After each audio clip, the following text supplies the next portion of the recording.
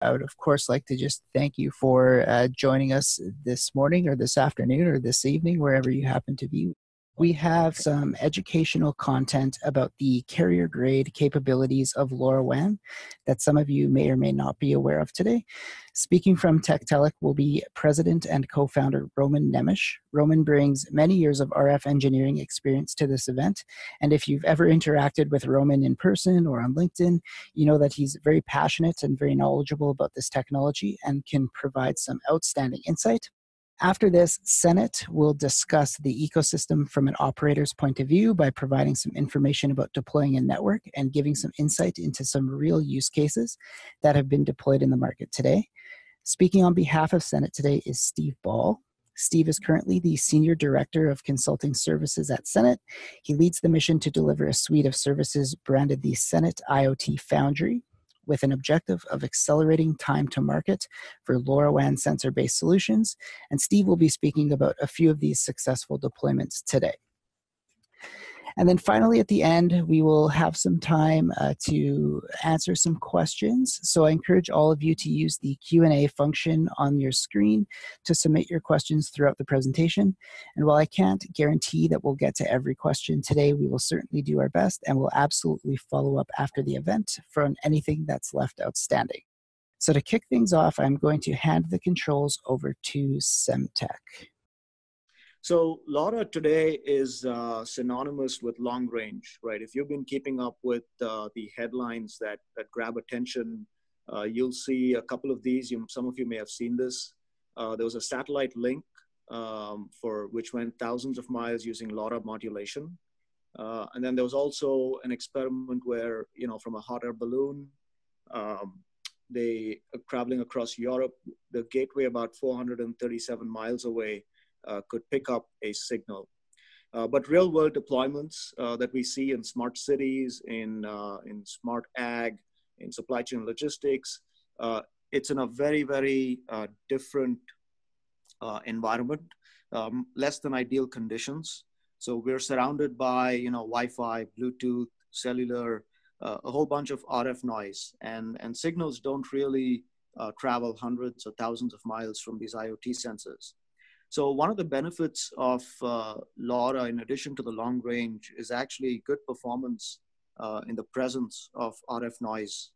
And LoRa signals can be reliably recovered at a fraction of the power of other technologies, which extends battery life and also ensures that the packets can be reliably received by gateways and sent on to the network. So a little bit about Semtech. We've been in the business of low power IC design for several decades, for over 60 years now. We were a founding member of the LoRa Alliance, which is a global alliance of over 500 members dedicated to open standards and interoperable LoRaWAN devices. And we brought LoRa radio technology to the market in the form of silicon, both for sensors and for gateways. So we believe that LoRa actually enables a lot of different use cases and applications. And we serve a segment of the market called LPWAN, so low power wide area networks. And we see devices, which all the sensors collecting data. We see networks, which are the gateways, and you need network infrastructure to kind of collect data from the sensors around us. And then the application side, which is what the gateways do. They pass the data from sensors to the application or to the service provider who then uses it. And then, of course, you've got the data analytics piece where you can make more intelligent decisions and take action based on that data. So we believe LoRa technology is a key enabler and is the DNA of IoT. So a little bit about the LPWAN market. We've seen a lot of market research reports, talking to customers, looking at deployments in different segments. LPWAN itself, it's a big number over 5 years, right? We expect about 1 billion units a year in the next 5 years. Many of the deployments today tend to be in the energy space. And when I say energy, it's generally in the meter reading, utility kind of area. But we also see a lot of trials and deployments today in logistics, smart buildings, in the consumer space. And I think there's going to be a lot of applications that we don't know about in the coming years, which will all, build up to the billion unit number. So this is a large opportunity for all of us. It's growing quite steadily, and we see many good use cases, which I'll talk about next. To realize the full potential of the LPWAN market, right, you need to have a strong foundation to drive future growth. And we look at several different metrics to ensure that we have sustainable growth, and we're setting the foundation for all of us to grow this market. So if you look at the gateways, we have about 70,000 gateways as of last year deployed, which offers capacity of over 300 million units. So plenty of capacity for the sensors that are out there. We have networks in 56 countries with over 80 different network operators. And there are many, many more private network deployments as well. So overall on the network infrastructure side, which is extremely important, we see really good growth. We have 50 million connected devices actually deployed today. So the technology is proven and accepted around the world. And the LoRa Alliance ecosystem of 500 companies is also been growing really, really nicely. So we've got an incredible foundation to drive the future growth. So on the gateways, we started off with the outdoor gateways, and I think Roman covered 64 channel gateways. We at Semtech, we call it the macro cell. So these are gateways that could go on building tops, they could go on cell towers, but we also see interesting use cases that require deep indoor propagation of these signals. So a lot of these sensors may be in underground garages, they may be behind pipes or in elevator shafts, areas where other home technologies don't really have access to, things like Wi-Fi and Bluetooth or shorter range. So we see a lot of sensors being built out for both indoor and outdoor use cases. And one of the benefits of going with LoRaWAN and LoRa is that you can deploy either a higher capacity, more robust kind of outdoor gateway, or you could have a much simpler indoor, 8-channel picocell gateway deployed locally in your facility. So overall, combined, we see tremendous growth, about 200% in a year. And we see a lot of good applications, both indoor and outdoor. So connectivity is key, and we talked about LoRa, and it is a connectivity technology, but it's all about solutions, right? It's all about the problems that we're trying to solve. So if you look at the vertical segments where the technology lends itself well to, we've got the energy and utility segment, primarily, smart meters and monitoring utility assets. We have smart city applications such as waste management, parking sensors, and such. Smart home and building sensors for temperature monitoring or structural integrity monitoring.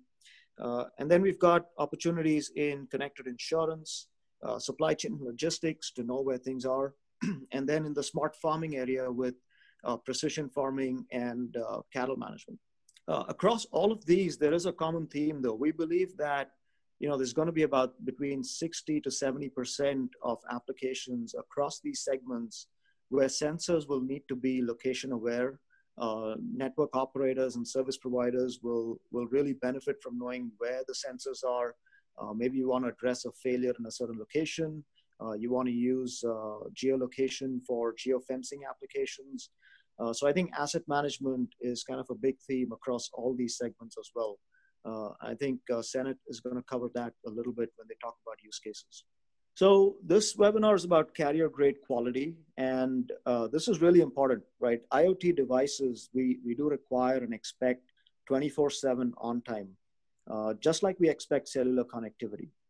If you think about Wi-Fi or Bluetooth devices that are much more accessible, you can easily hit a reset button, unplug power and power it back in and do all those things. But with IoT sensors, IoT gateways, it's really not an easy thing to do. It's extremely expensive to actually touch a sensor once it's deployed.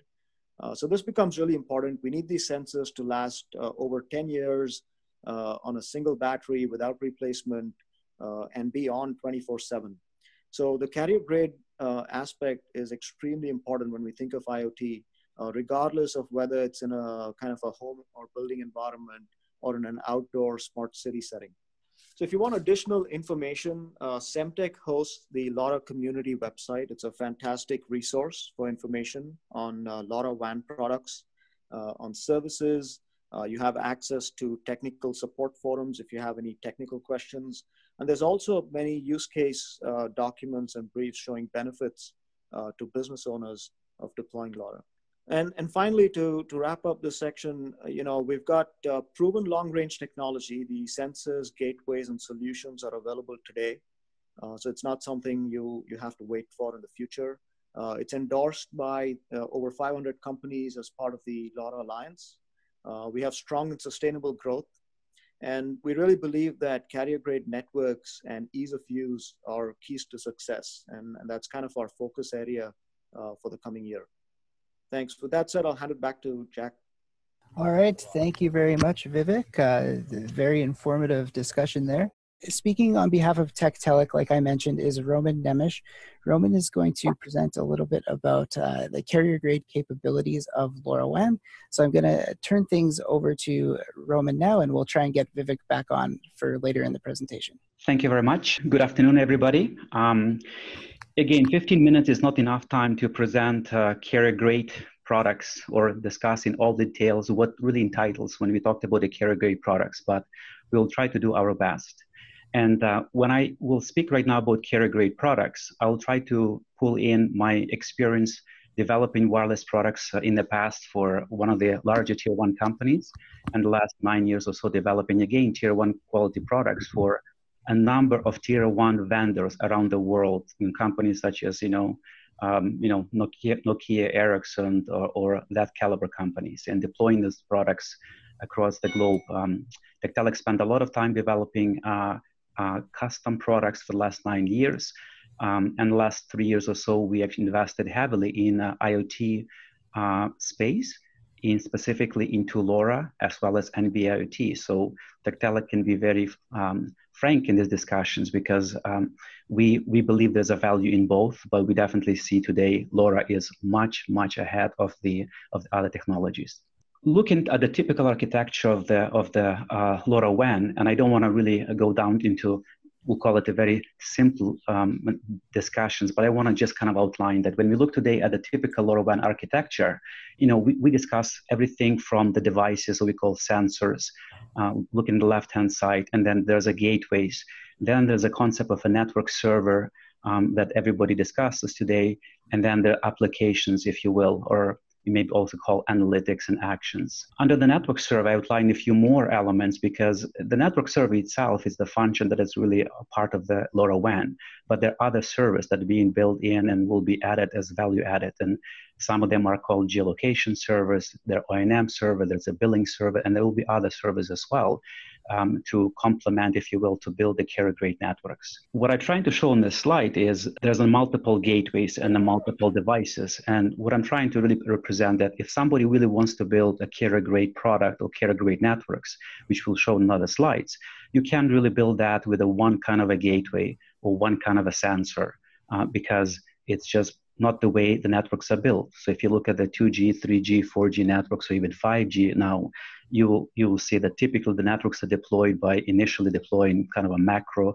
scale deployments, and that's to give everybody coverage. And then over time, when users see there is a certain coverage and they can roam or whatever it is, people start adding more and more capacity, and that's done by introducing more base stations or gateways, or like we call cell dividing, or just adding more, like we'll call it microcells to increase the capacity. The same applies to LoRa. So there is no really any different, there isn't, maybe the terminology is slightly different, but the concept of deploying nationwide coverage is done the same way with LoRa as it is with the wireless technologies.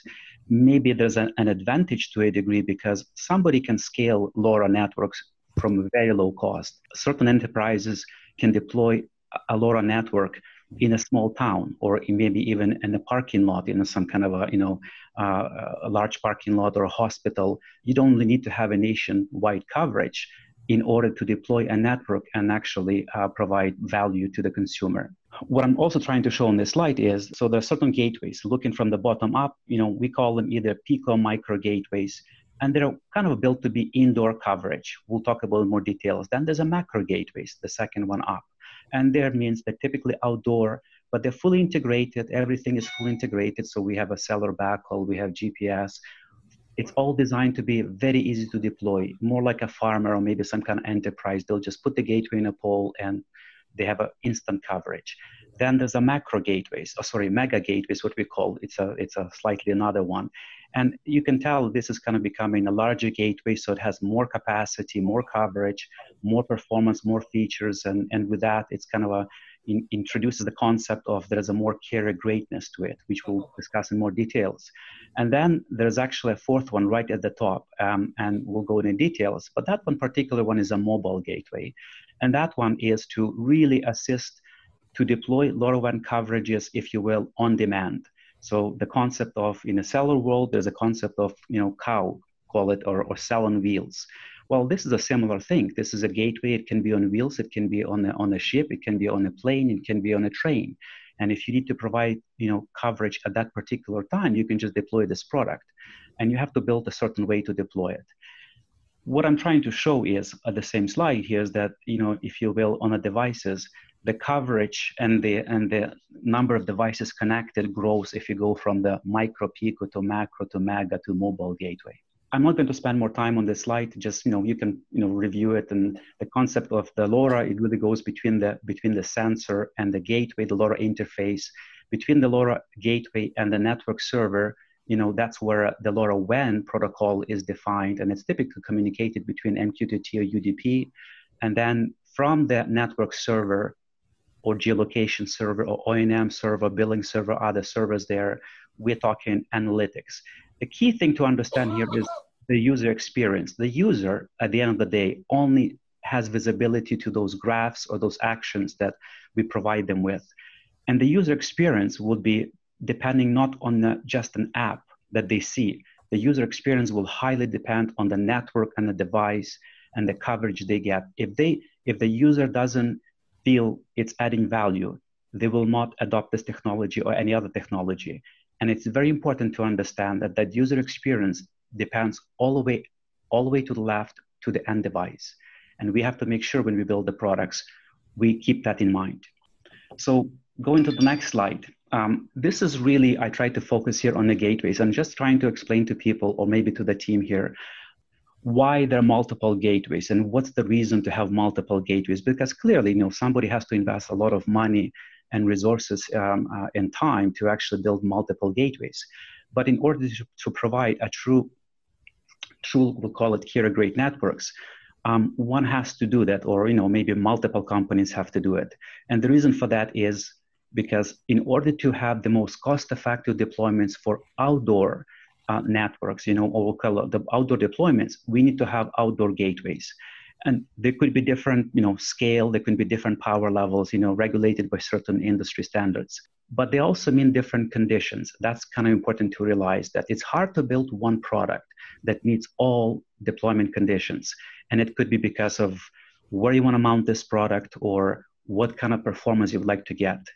When we look at the indoor deployment, it's been proven over and over. And, it's not, again, just because of LoRa. It's been proven in 2G, 3G, and, 4G, and now will be 5G, that indoor deployment is always the most cost-effective with the indoor products. And that's why people had even deployed repeaters, not even small cells when they were cost-effective before, but people deployed repeaters or distributed antenna systems in buildings for many years. And in order to actually provide, as I said, on-demand coverage, one should really consider early on to deploy mobile gateways, because those actually are very good opportunities in order to provide the coverage or provide the gap where there's no coverage, or it might be no economical to deploy a network at early on days. Focusing on outdoor gateways, because that's typically the first product we deploy in it. When we deploy or customers deploy the outdoor gateways, it's very important to make sure that we think how this product is going to be deployed and maintained in the field. It's not something that it's easy to deploy and replace tomorrow. When we deploy outdoor products, we always think they have to be deployed and stay in the field 10 years, 10 to 15 years. That's a minimum lifespan of these products. In a cellular industry, 10 to 15 years is the standard. So the MTBF of these products have to be 15 plus years. That becomes the standard. Also, you don't want to deploy the product that only covers sub-band or just partial band. You want to deploy, make sure this product is capable of supporting the entire RSM band and is capable to support the maximum number of channels, because maybe today demand is not there, but in a year or two, the demand will be there, and it's going to be very expensive to replace it. The replacement of these products alone will cost much more than the gateway themselves. So in North America, a typical, replacement cost, climbing a tower, if it's a very tall tower, could easily overcome the cost of the gateway. Then the other element is, so we want to make sure we have maximum number of receive transmit channels. The best number is typically, cover the entire ISM band and maximize that. We want to support diversity, antenna diversities, transmit, receive, and there's benefits to both of them.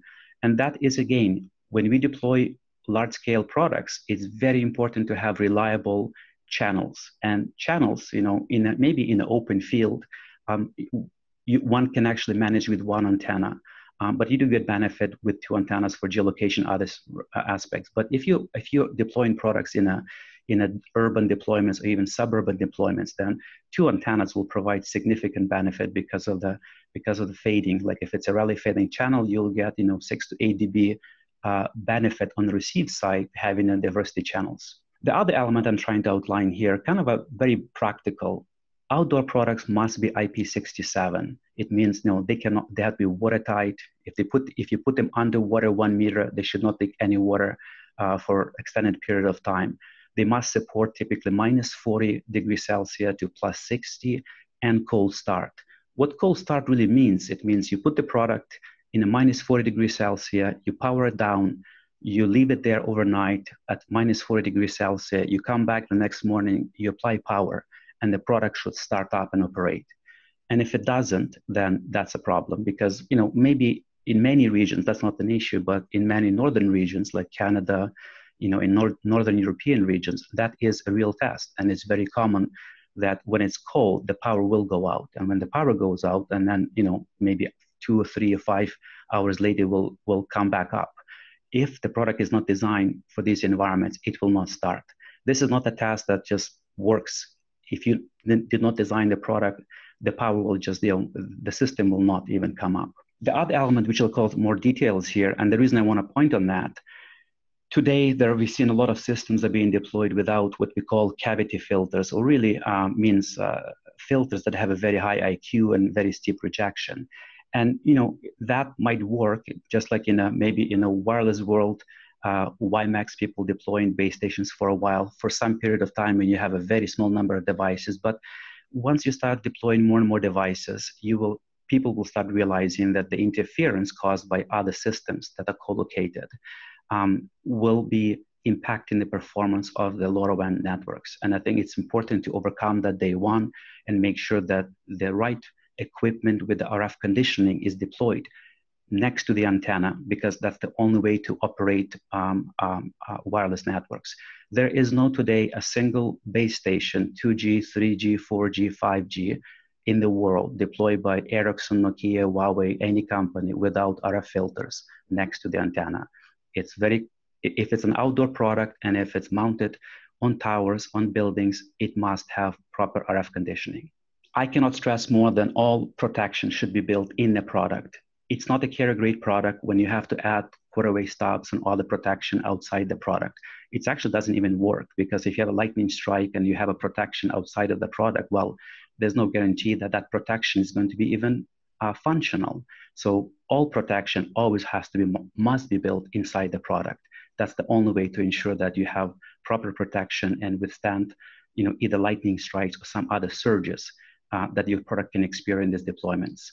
The other elements I'm showing here is probably not, maybe it's a huge differentiation what we're seeing today in the marketplace. The nanosecond clocks is something that really important if somebody wants to perform very accurate geolocation. It's very important to have a GPS with a holdover, because it also guarantees you to have a very stable systems. And I obviously already mentioned about 15-year MTBF for all outdoor products. The indoor gateways are much smaller, much more cost effective. And they have a different application. They are there to provide indoor coverage because that is the most cost-effective way to do it. So what's important? Well, it's important to have enough channels to make sure we can receive all the devices without really much of the interference. So it doesn't really justify to potentially deploy an FDD system or full duplex system. A TDD system works just as well.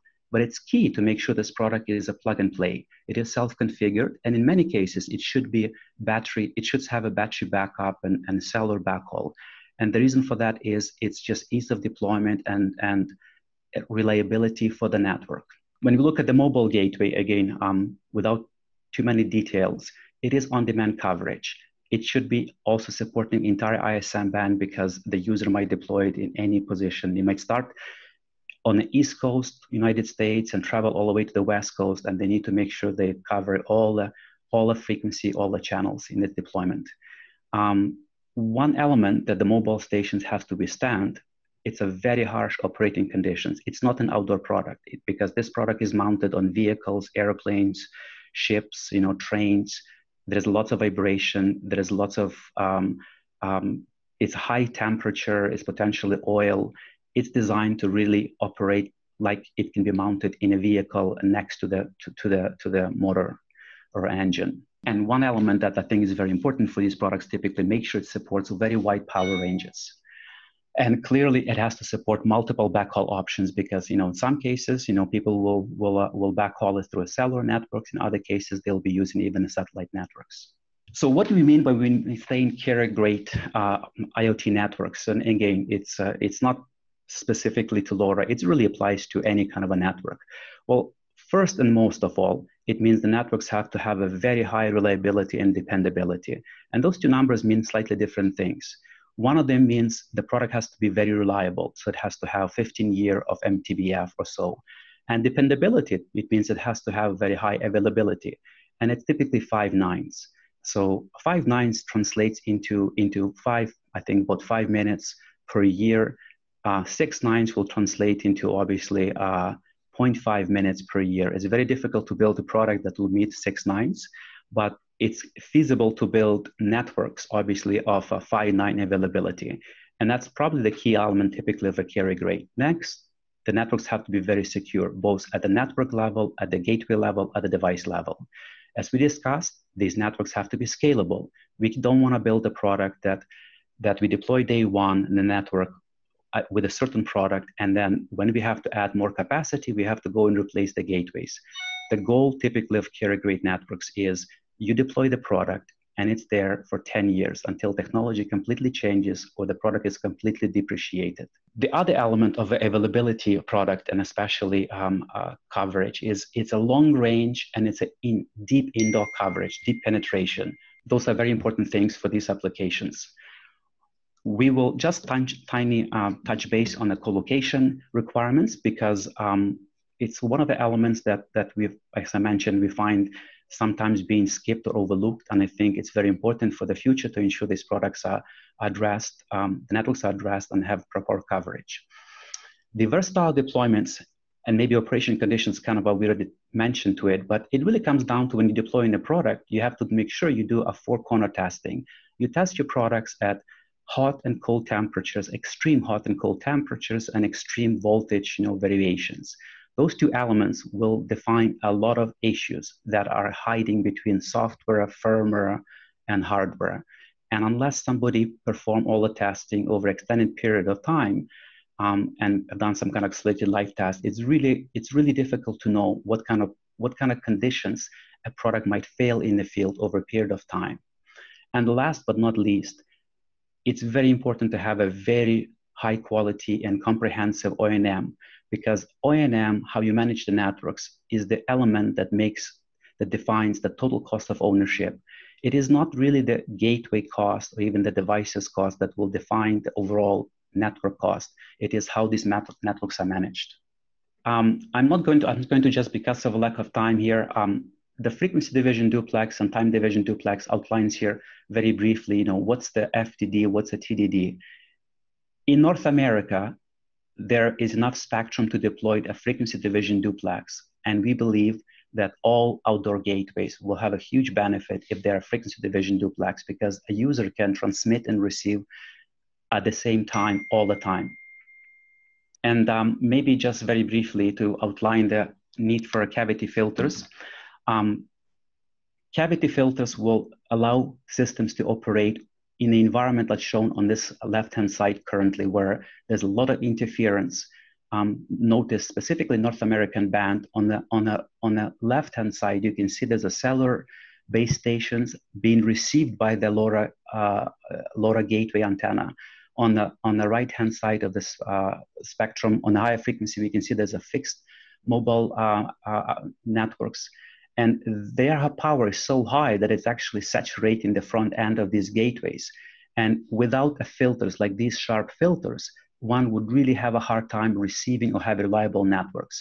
And it is particularly these what people refer to as cavity filters or high IQ filters that are needed to make sure that the gateways are going to be reliable and perform very well in all deployment conditions. And just to kind of to maybe close it in here, when we talk about the carrier-grade networks, that doesn't mean just the gateways or the network server. It also means devices, because at the end, the user experience will depend not just on the network and the gateway, but also on the devices. So some of the key elements of the devices today is they have to be really easy to onboard, provision, configure, and maintain. So they have to be really plug and play. It has to be as simple as a printer. You go to buy a printer, you bought the printer, you brought it home, you plug it in, and it gets configured, connects to your laptop, and prints. They have to operate these devices and be reliable in all conditions.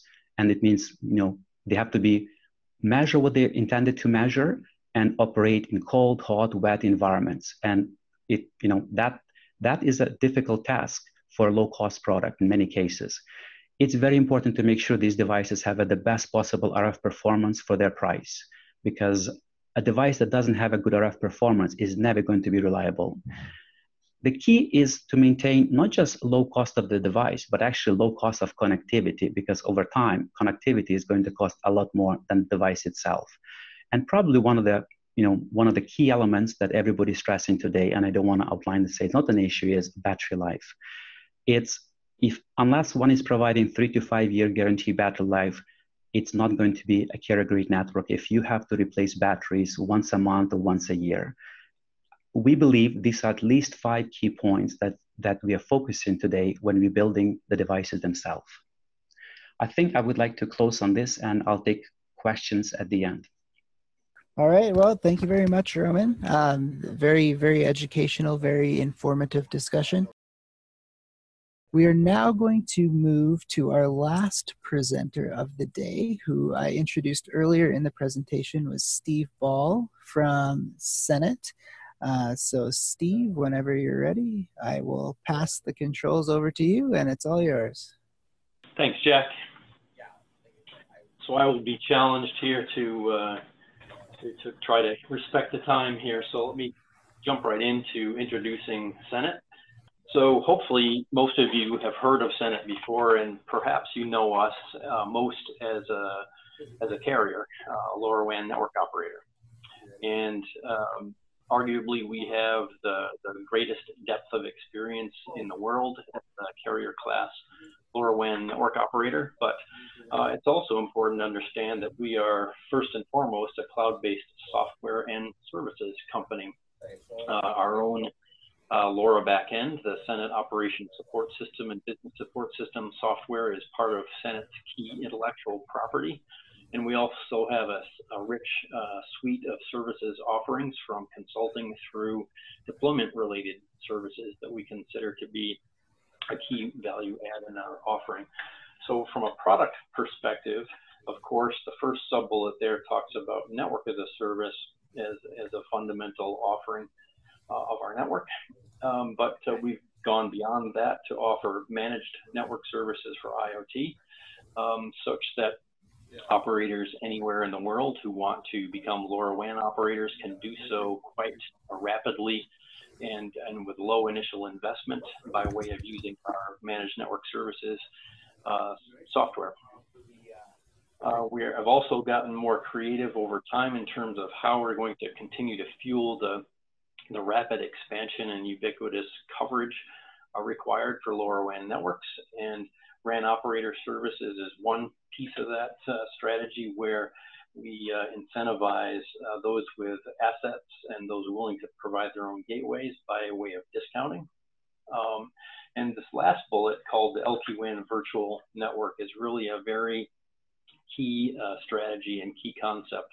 The LVN is actually already winning awards for its technology and strategy, but the intent is to enable customers to create one business relationship or one bill with their local preferred operator and be able to connect to their devices anywhere in the world where there's a Senet-enabled network. So this enables seamless roaming, and again, is a key strategy for delivering ubiquitous network coverage.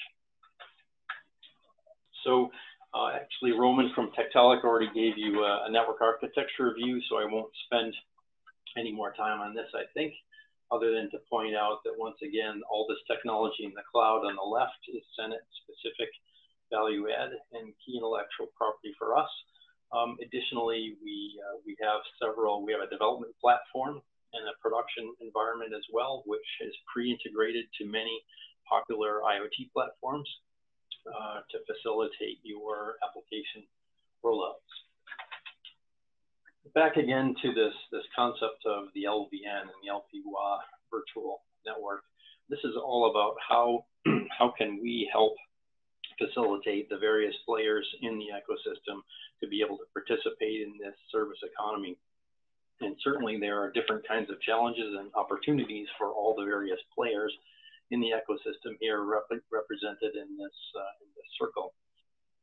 So we believe that the LVN is really the solution framework for enabling easier access to the IoT value proposition. I already gave the example of RAN providers. Let's say you're a regional operator with tower assets. While you're out there climbing towers anyway, you can take these very inexpensive LoRa gateways, certainly inexpensive compared to cellular gateways, put them up on your towers and already start to capture a revenue share opportunity. Even solution vendors can provide their own gateways and receive up to a 40% rebate on their data services charges. The intention really here is to leverage multiple capabilities and techniques for enabling all these constituents in the services economy.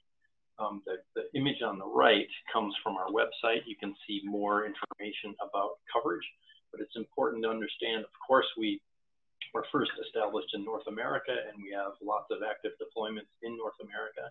You may also notice out here to the right, some more green in India, where we have one of our partners operating Senet networks there. But we also have channel plan support in all of the regions across the world today. So if you're an operator interested in becoming a LoRaWAN operator, we can enable you there. If you're a solution vendor who wants to deploy enterprise networks in any of these locations, then we have channel plan support to go to market together with you. I want to get kind of speeding along here a little bit. I want to show a few deployment examples on the operator side, but also get into a little bit of discussion on use cases. So a couple of quick examples here. The first one I mentioned already in India. The company is called Senra. They're a startup company using our managed network services software. And they were able to start their first deployments less than 90 days after signing on with Senet. And it's still less than 1 year from their initial deployment, but they've already deployed in 17 markets in India. So a good testament to the ease of deployment with our capabilities. Second kind of category is regional operators, again, who may have tower assets or other assets to bring to bear. Inland Cellular is a good example.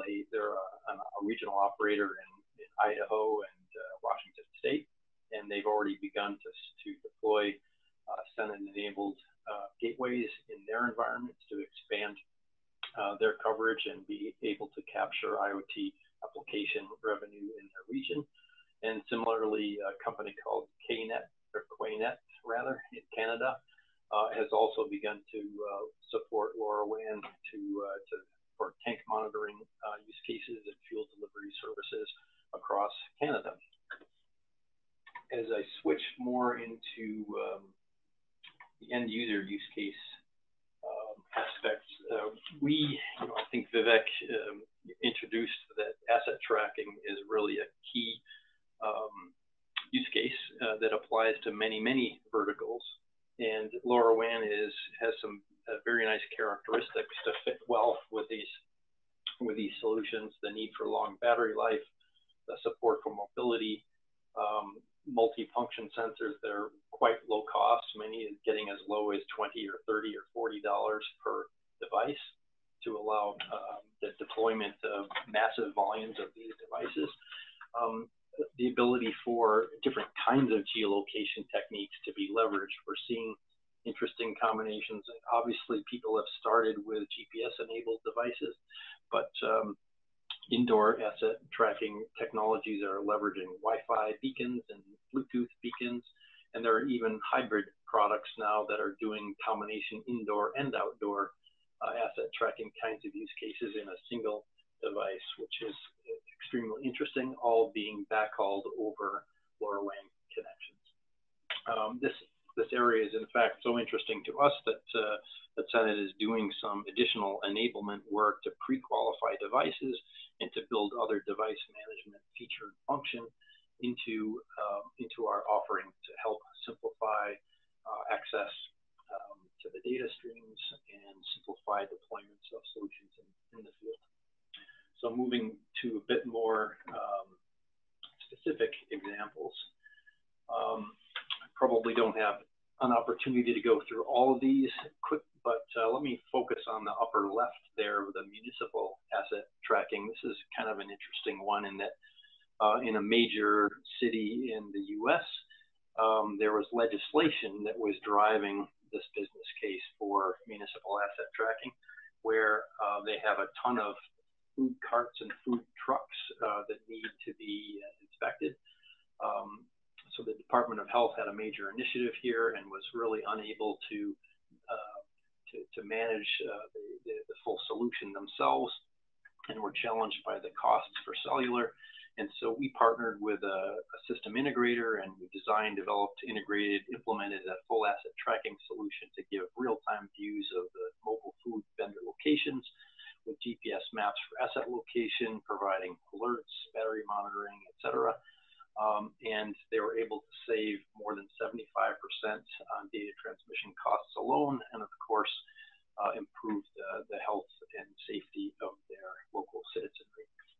So you may see other ones here that are more interesting to you, and we'd be happy to talk about those in the future. So just quickly in closing here, again, we think, at least we're attempting to provide enablement for each of these categories and each of these players in the ecosystem, from operators to solution vendors to integrators and infrastructure providers.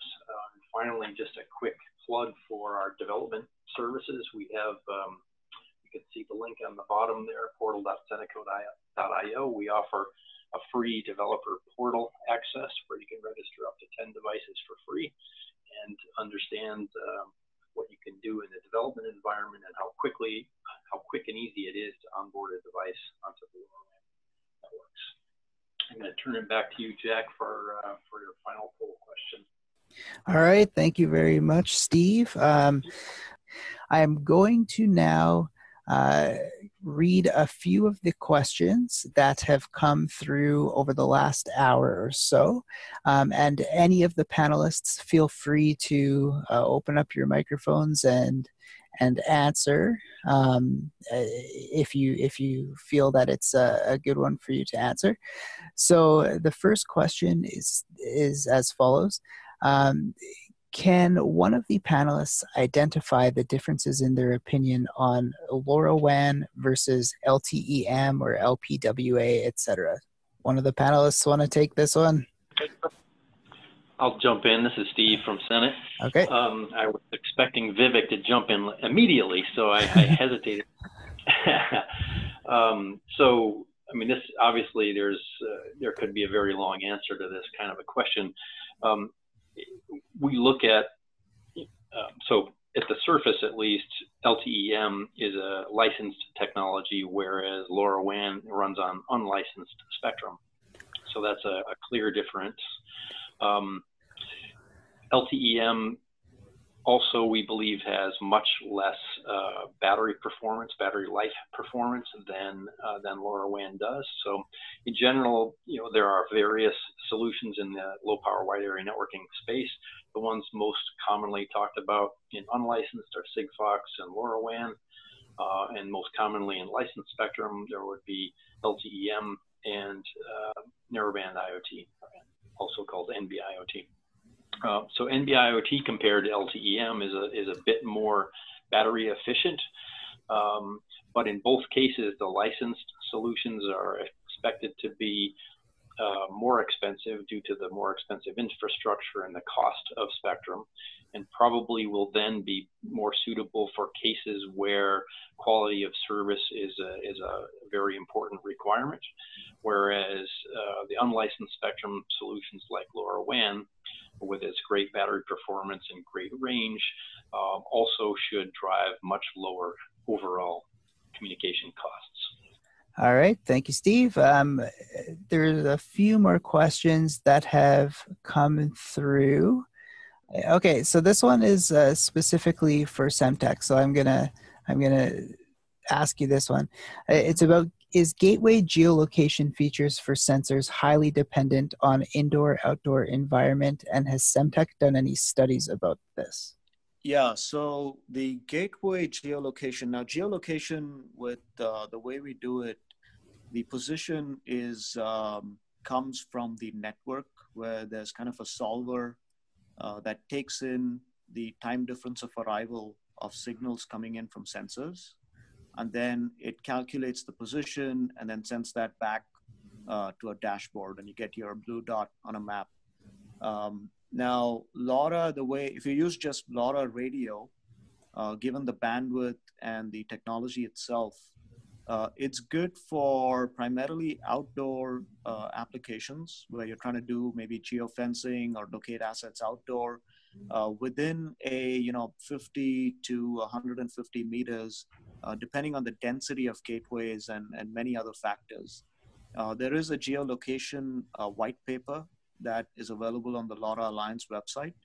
And we've got some additional material on the Semtech community site as well, if you want to check that out. Thank you very much, Vivek.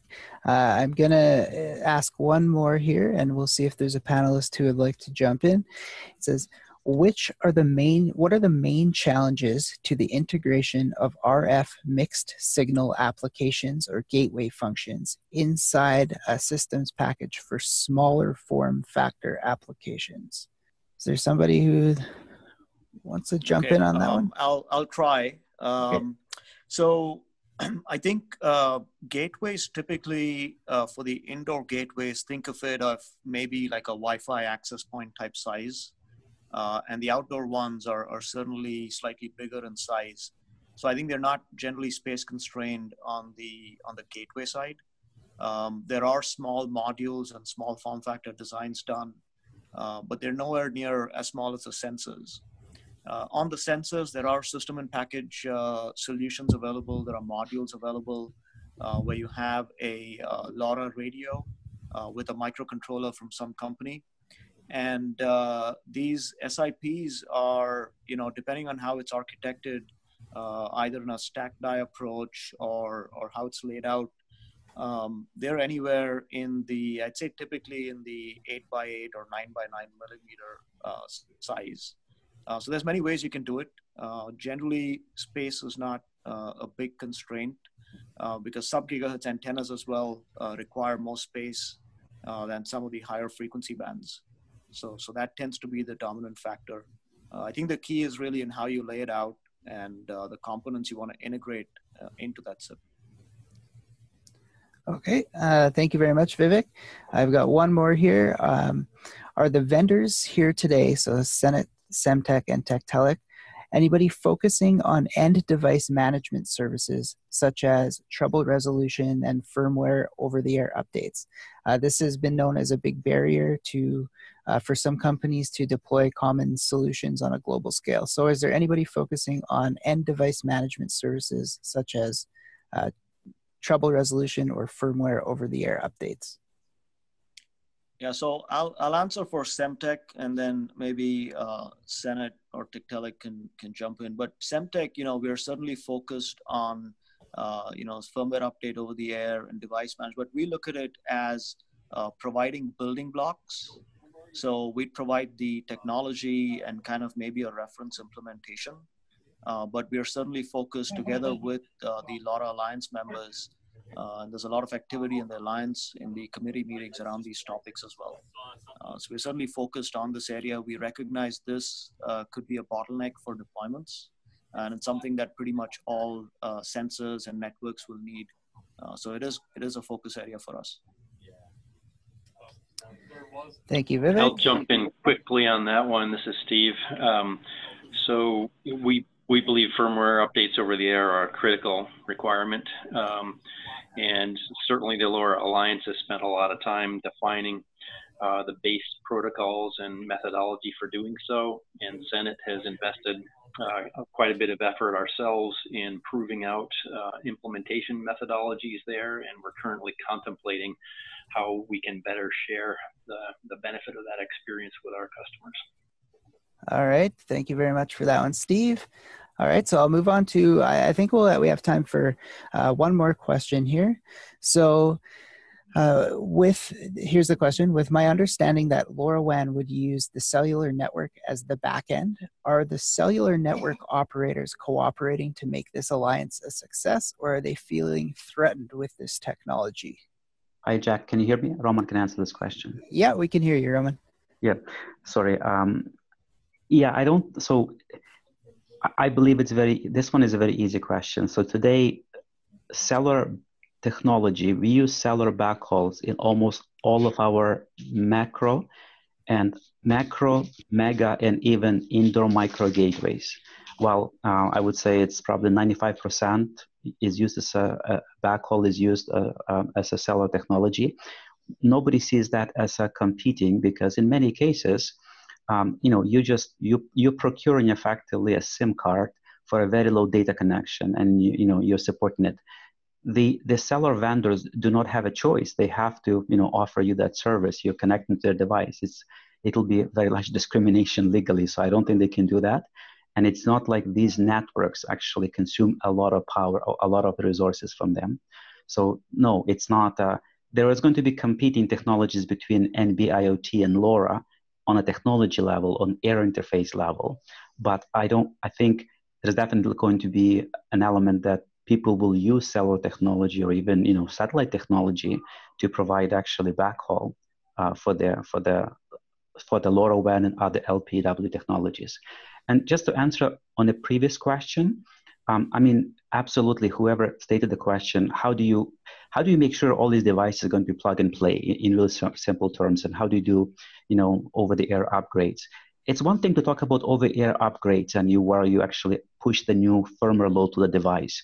But because LoRa protocols are such that it uses very little throughput, you don't want to be upgrading your firmware on a device very often, because you probably, if you were to upgrade the firmware on a device 2, 3, 4, maybe 5 times, your battery will be dead. So because you're using a lot of battery in that case.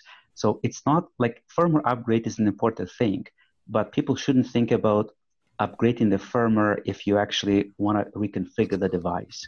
So that is a very different thing. So the way Tektelic implements it, and I think we're starting to work right now, there's going to be probably, Semtech, another company working together. There's an element of think about it. How do you want to reconfigure the device? Maybe you want to get this device reporting data not every minute, but maybe only once a day or once an hour, or you want to report a different data, you want to set different thresholds.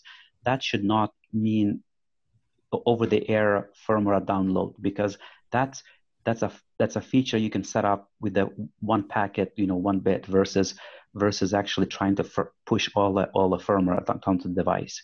So it is something that needs to be done and needs to be done very well, and it needs to probably start to a degree standardized to make sure that people can have the experience where you go buy a device, get it, bring it home, power it up, and you should a person with a very basic understanding how computer works, or how to get the internet should be able to configure the device. It should not be an engineer, right? You shouldn't have an engineering degree to connect a device because it will take a very long time for IoT to develop. And I want to say that Tektelic and other companies are already almost there today. So it's not that difficult to do. People just have to make the right steps and take the right approach and understand how it's to be done. It's been done for the other technologies. It's not a difficult task. But I think it's probably more important now to say, okay, let's maybe trying to find a way to standardize that, because there's no good if one company can do it really well, because one company cannot produce all the devices anyways. It has to be a common approach, by the ecosystem. All right. Thank you very much, Roman. I'm going to give the panelists one last opportunity. If there's anything else that you would like to discuss or share, or any comments, please do so now. If not, I have some closing remarks and some information to give the attendees, and we can proceed. This concludes the webinar with Tektelic, Semtech, and Senet. I truly hope that all of you were able to learn something new about our technology and how it can provide benefit to you and help you make smart decisions. I do realize that there are some outstanding questions, so I will make sure that we would go through all of those. These questions may be tied to your email address if you didn't submit them anonymously, so I'll get those sent out to the team so that we can get you a prompt reply. I would like to give a final thank you to our 3 speakers today, and of course a big thank you to all of the attendees who joined. If you have any follow-up questions or comments, feel free to reach out to us at the emails on your screen. You can also find me on LinkedIn, and I'll be happy to chat with you there. We will be distributing a thank you email to all of you shortly with some additional information of how to get in touch. I appreciate all of you taking the time to join us today. I look forward to the opportunity to either work with you in the future, have a discussion or debate, or perhaps even present to you again. We will, of course, reach out with information about our next webinar event when that becomes available. And finally, in closing, I would like to mention that all 3 of Tektelic, Semtech, and Senet will be at Mobile World Congress in Los Angeles on September 12th to the 14th. We would love for you guys to stop by for a chat if you're at the show as well. So please reach out to either myself or Vivek or Steve to get information about where we will be located and perhaps arrange a meeting. And we would be happy to continue this discussion with you in Los Angeles. So that's it for me. Thank you, everybody. Thank you for joining. Thank you for your participation with the polls. I feel that this was a very beneficial webinar for everybody, and I appreciate all of you for logging in. Thank you very much.